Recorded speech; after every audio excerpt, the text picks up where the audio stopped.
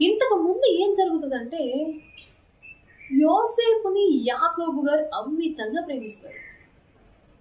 ఆయనకి ఎందుకు అంత ప్రేమ కలిగిందో నాకు తెలియదు. బాగా ప్రేమిస్తాడు. అంటే వినయ విధేయతలతో బాగానే ప్రేమిస్తారు అనుకోండి. బాగా ప్రేమిస్తారు. వాళ్ళ నాన్న అలా ప్రేమించడాన్ని బట్టి వీళ్ళకి కొంచెం పగ కలుగుతుంది. మనం ఆ వాక్యాన్ని కూడా చూడొచ్చు. అతని 4వ వచనం అండి, 37 ఆదికాండము 37వ అధ్యాయము 4వ వచనం. అతని సహోదరులు తమ తండ్రి అతన్ని తమ అందరికంటే ఎక్కువగా ప్రేమించుట చూచి, అలా చూచినప్పుడు వారు అతని మీద పగబట్టి అతని క్షేమ సమాచారమైనను అతనిని అడగలేకపోయింది. ఏమండి, వాళ్ళ నాన్న ప్రేమించడం వాళ్ళ నాన్న తప్ప ఏం తప్ప? వాళ్ళ నాన్న ఎందుకు ప్రేమించాడో బైబిల్ గ్రంథంలో రాయలేదు నాకు తెలుసు.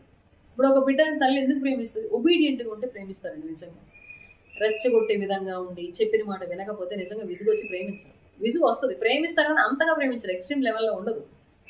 ఇప్పుడు మనం చెప్పిన ప్రతి మాట, చిన్నప్పుడు మా తమ్ముడు మా మమ్మీ డాడీ ఏం చెప్పినా okay daddy, okay daddy, okay mummy, okay mummy, వాడు చేసినా చేయకపోయినా చిన్నదాంట్లో అలా చెప్పేవాడు. చేయకపోవడం తర్వాత విషయం, కానీ ఏం చెప్పినా ఎస్ మమ్మీ, ఎస్ డాడీ, ముద్దుగా చిన్న పిల్లోడు, yes mummy, yes daddy, okay mummy, okay daddy. మనం అలా కాదు, మనం పెడతాం. నేను చేయను, నా వల్ల కాదు, నాకు రాదు, ఇలా ఉంటే ఎవడన్నా లవ్ చేస్తాడు, చేయడు. మేబీ యోసేపు చాలా ఒబీడియంట్గా ఉండడం, వాళ్ళ నాన్న చెప్పినవి చేసేవాడేమో, వాళ్ళ నాన్న మాట వినేవాడేమో. అతని సహోదరులు తమ తండ్రి అతని తమ అందరికంటే ఎక్కువగా ప్రేమించుట. వాళ్ళ నాన్న ప్రేమిస్తే ఇతన్ని ద్వేషించడం ఎక్కడ న్యాయం అండి? ప్రేమించుట చూచినప్పుడు వారు అతని మీద పగబట్టి అతని క్షేమ సమాచారం అరే నువ్వు ఎలా ఉన్నారా?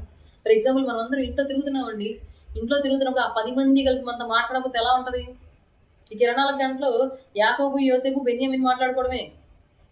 అసలు ఎలా ఉన్నావు అని కూడా అడగడానికి కూడా, క్షేమ సమాచారం అడగడానికి కూడా వాళ్ళకి నోరు రాలేదంటే చూడండి ఎంత పగ పెంచుకుని ఉంటారు లోపల. ఎందుకండి అంత? ఇంకా మనం కొంచెం ముందుకు చూసినట్లయితే అక్కడ చూడండి, యోసేపు ఒక కలకని తన సహోదరులతో అది తెలియ చెప్పక పిచ్చి మొహం. పాపం అతను ద్వేషిస్తున్నారని తెలుసు కూడా మళ్ళీ వెళ్ళి వాళ్ళతో కూర్చొని మాట్లాడుతున్నాడు. వాళ్ళ దగ్గరికి వెళ్ళి మాట్లాడుతూ వాళ్ళకి చెప్పాలనుకుంటున్నాడు తన యొక్క ఆలోచనలు.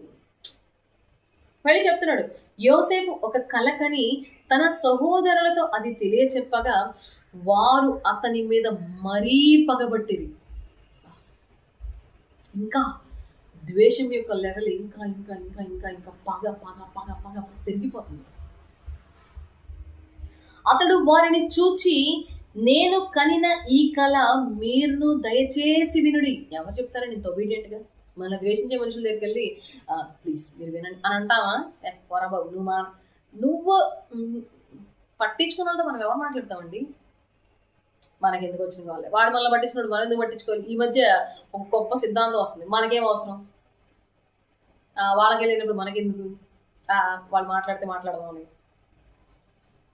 ఇట్లా తయారైపోయింది ఈ టైప్ మనుషులు అంత ఎక్కువ. మనం కూడా అదే టైప్ ఒక్కొక్కసారి. ఇప్పుడు కాదండి, ఇంతకుముందు ఏసీలో లేనప్పుడు, ఏసీలోకి వచ్చినప్పుడు మనం సరి చేసుకోవాలిగా.